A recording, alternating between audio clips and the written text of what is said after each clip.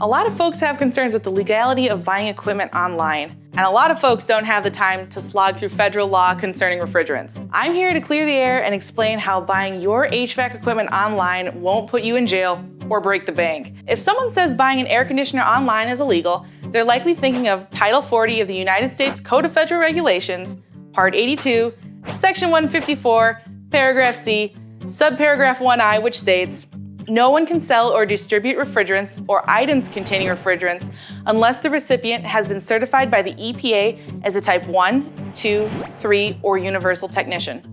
In plain English, that means you gotta have an EPA card to buy anything containing refrigerants. That seems pretty cut and dry, since most AC and heat pump condensers come pre-charged with refrigerant. That would be illegal. But wait, there's more! A few paragraphs down in Paragraph E, subparagraphs 1 and 2, it states, "No one can sell appliances containing refrigerants unless it is equipped with a servicing aperture or process stub."